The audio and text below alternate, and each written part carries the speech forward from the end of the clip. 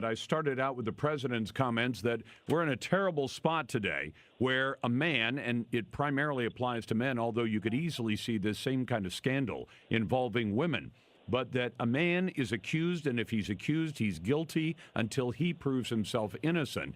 That's been the gist of the Kavanaugh investigation from the beginning of this, which you'll remember, I'll point out, started at what was supposed to have been the end of all of the hearings into confirming him as a Supreme Court justice. Well, Frank Gaffney joins me now, who's founder and president of the Center for Security Policy. And Frank, this is a little outside of what we usually talk about here, but I want to know, do we know which FBI is investigating Kavanaugh? Is this the corrupt one that had to have a number of people like Comey and McCabe and others fired? Or is this one that can actually turn around a good, solid investigation and quiet some of these Democrat protests? Well, I don't think anything's going to silence the Democratic process because this isn't about his record. This is about what he would do on the court. And they're determined to wage political warfare against him until they destroy him and deny him, of course, the seat on the court.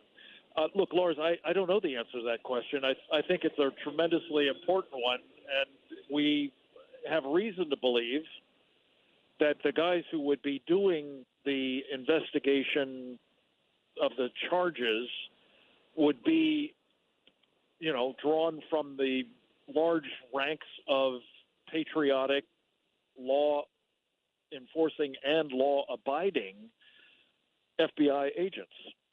The trouble is that I'm quite certain that there are among the ranks of the leadership of the FBI still people like the McCabes and like the Comeys and like the Pages and Strauchs and Bakers and so on. And those people may or may not be able to do much at this point to corrupt what comes out of the field investigation, the background investigation. But I think we have to take it as a given that they'll do whatever they can, because this is part of the counter state. It's not just deep state, truthfully. It's the counter state, and they are as embedded and as determined to defeat Donald Trump and his presidency as any of those Democrats on the Judiciary Committee or elsewhere in the Senate, or for that matter, the resist and Antifa teams, I'm afraid.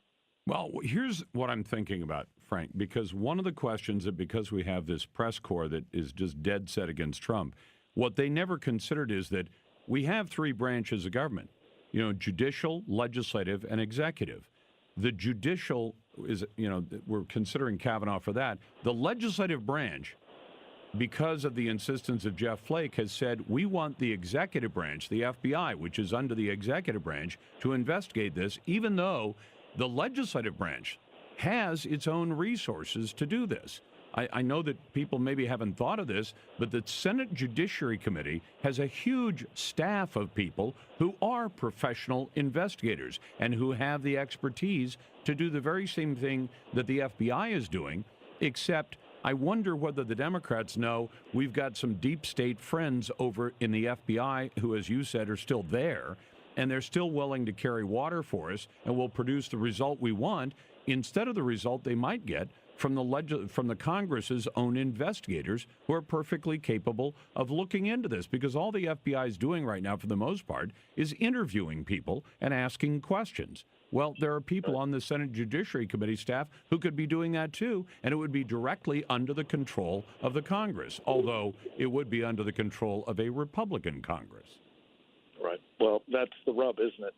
I had an interesting conversation today with a fellow by the name of Jack Cashill, who you remember, I suppose, you interviewed back when he published a book about TWA 800, which exposed what the corruption of the FBI and the CIA during the Clinton administration meant in terms of essentially covering up what actually happened and taking down that flight accidentally, but with devastating effect. And you put into the mix, I think the manipulation and abuse of a couple of other investigations, Oklahoma City being one. Yep. Of course, the Hillary Clinton email scandal being another.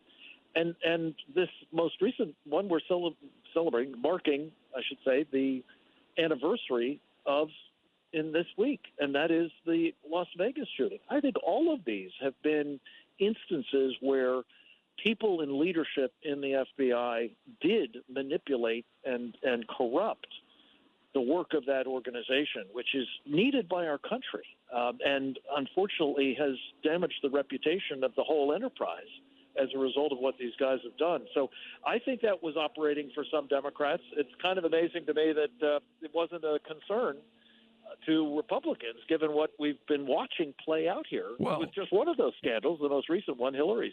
And think about this, Frank. I mean, I think this is relevant. They missed the Pulse nightclub. And I won't even have the whole list because I'm doing this from memory. They missed on Nicholas Cruz at Parkland, Florida. The FBI, you know, I understand there are good people who work there. I know some people who work at the FBI at the lower ranks and the agent ranks. I do too. But that agency as an agency, even at the local field office in, say, Florida, has screwed up. And we've seen these screw-ups, and we've documented a number of these screw-ups where we've watched in real time as their screw-up led to literally dead bodies in American cities. And then we say, but we can trust them to do a competent job of investigating something that seems, well, the longer that goes on since, you know, last week, since last Thursday, the more we seem to be seeing this story fall apart. Julie Swetnick's story is falling apart. Debbie Ramirez's story is falling apart. And even Christine Cook's story is falling apart. And yet still, we've got an agency that has occasionally produced, you know, bad results or no result or political results doing the investigation. Yeah, you know, you and I have talked about this a lot over the years, Lars, but one other piece of this, which, again, I think is a function of bad leadership, has been the fact that lots of these agents, good people, most of them, I would stipulate that virtually all of them are good people, the field-level people, but they've been denied training about the nature of the enemy that we're facing, specifically these Sharia supremacists. That's been verboten since Bob Mueller, the man now most closely associated with this witch hunt against President Trump, but we all recall, before was the director of the FBI. And he said, we're not going to have people training in a way that would offend Islam or Muslims. And so these are the kinds of issues that have caused people that I admire greatly, a fellow particularly, I'm sure you know, Chris Farrell of Judicial Watch, who said, listen, we need to start over.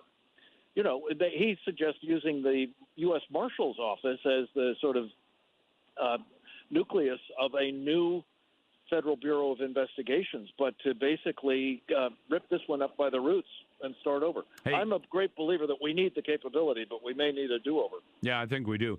Less than a minute, Frank. The comment on the attempt, apparently, to assassinate James Mattis today. Haven't heard about it. Okay, friend. the don't know anything about it at all. Envelope full of ricin sent to the Pentagon addressed to General Mattis.